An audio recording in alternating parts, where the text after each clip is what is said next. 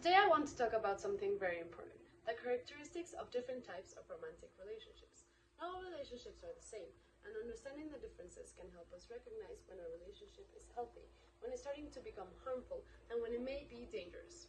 Let's start with constructive relationships, which are the kind we should all aim for.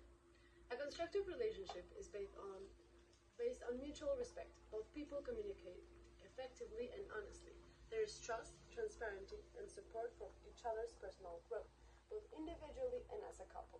And even when there are disagreements or conflicts, which are totally normal, the relationship stays healthy because both partners are trying to understand each other rather than hurt each other. On the other hand, not all relationships function this way. In dysfunctional relationships, the goal often becomes winning arguments instead of solving problems together. There may be a lack of communication, a lack of trust, and a lack of respect. One or both partners may not offer support. Negative behavior patterns start repeating themselves, and arguments become frequent. There can also be manipulation, criticism, contempt, jealousy, and attempts to control or dominate the other person. These behaviors cause emotional harm and slowly undermine a person's sense of well-being and happiness. The dangers of a dysfunctional relationship include negative effects on physical, mental, and emotional health, including anxiety, depression, low self-esteem, isolation from friends and family, which is very dangerous as it takes away your support network. It is also important to understand the differences between a toxic relationship and an abusive relationship. A toxic relationship involves recurring harmful patterns, but an abusive relationship goes further. Abuse may include physical dangers, sexual abuse, or severe emotional and psychological harm.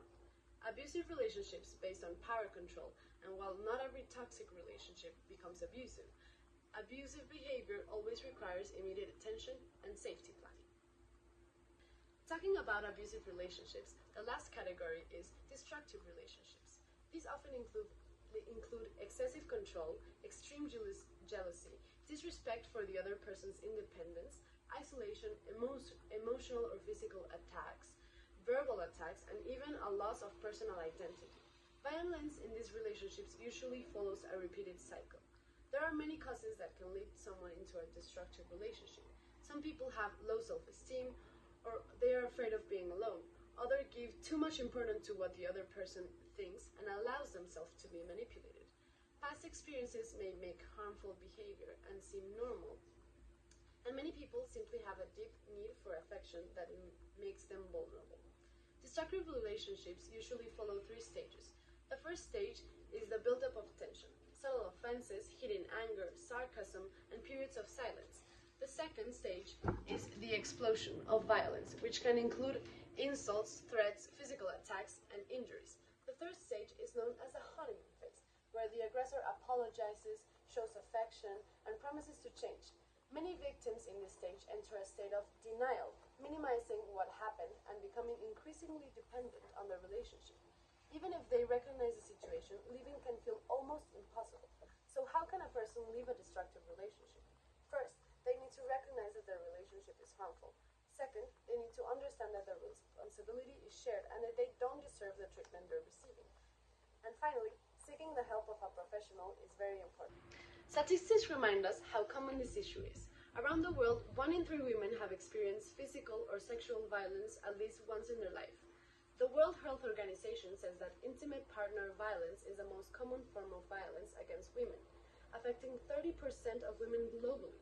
It is also estimated that 25% of women and 10% of men have suffered partner violence at some point. And in a study of El Hospital Nacional Guillermo Almenara, 7 of 10 couples reported being in a conflictive relationship with emotional, physical, or psychological harm. This is not something that should be undermined. Understanding these differences, constructive, dysfunctional, and destructive relationship, help us protect ourselves and others. Knowing the signs is the very first